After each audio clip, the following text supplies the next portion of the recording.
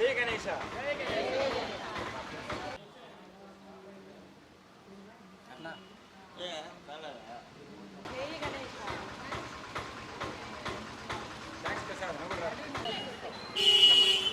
తీసుకోండి సురేష్ అయ్యా 2 మెంబర్స్ అండి రామా నువ్వు కూడా ప్రసాద్ నువ్వు మా అట్లా పక్క పోమ్మా ఈయన కూడా అన్న ఒకరొకరు తీసుకుంటారండి ఈ తల ఒకటి ఇద్దరమ్మ రామా ముందుకు రమ్మ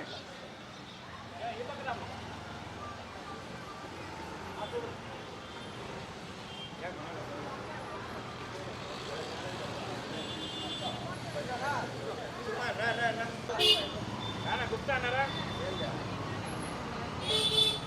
లేదా ఒక నిమిషం పట్టుకుంటారు కృష్ణ కృష్ణ ఇస్తివా గుప్తా అన్న 3 తీసుకున్నాను ఇప్పటికే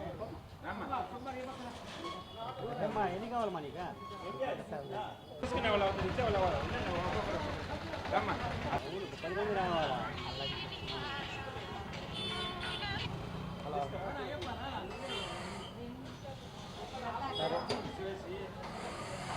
సరేరా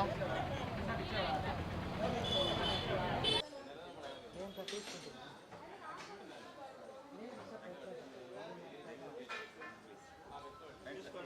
ఇప్పుడే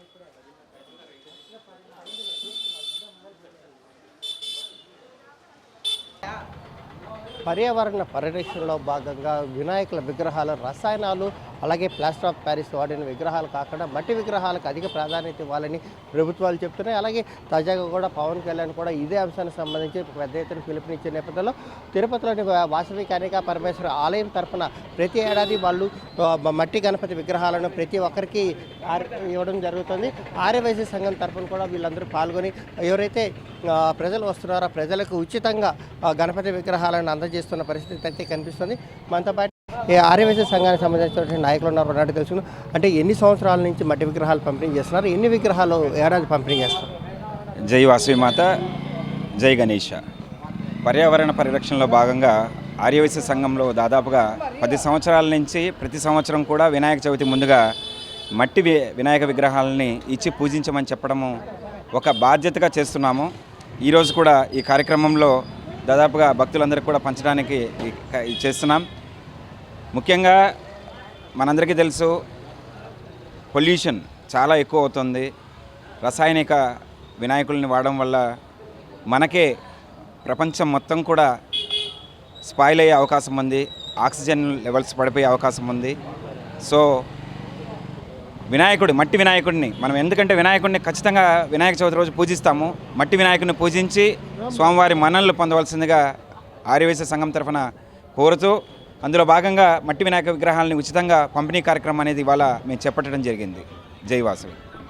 అయితే పర్యావరణంతో పాటు ఏదైతే వినాయక చవితి ఉత్సవం అనేది కేవలం రైతులకు సంబంధించినటువంటి ఒక పెద్ద పండగగా ఎందుకు చేస్తారు? ఎందుకంటే మట్టి విగ్రహాన్ని పూజిస్తే ఆ మట్టి విగ్రహాల నుంచి వచ్చే ఒండ్రు మట్టి సారవంతమైన మట్టి, ఈ మట్టి పొలాలకు వెళ్ళి అలాగే ఏదైతే మనము పూజ చేయడానికి ఉపయోగిస్తామో ఆ పత్రాలన్నీ వచ్చిన తర్వాత నేల సారవంతమై రైతులకి ఏదైతే చెరువుల్లో వినాయకులను నిమజ్జనం చేసిన తర్వాత వచ్చిన ఏదైతే అక్కడ వచ్చిన వాటర్లో ఇవంతా ఉండడం వల్ల అవి ఏదైతే వాల్యుబుల్స్ ఉన్నటువంటి మట్టితో పాటు అలాగే పూజకు ఉపయోగించే పూజా ద్రవ్యాల నుంచి వచ్చే కొంత సారవంతమైనటువంటి నేలకు అవసరము పంటకు అవసరమైనటువంటి విటమిన్స్ కానీ పోషకాలు అందే అవకాశాలు ఉన్నాయి. కాబట్టి వినాయక పూజ అనేది ప్రత్యేకంగా నిర్వహించడం జరుగుతుంది.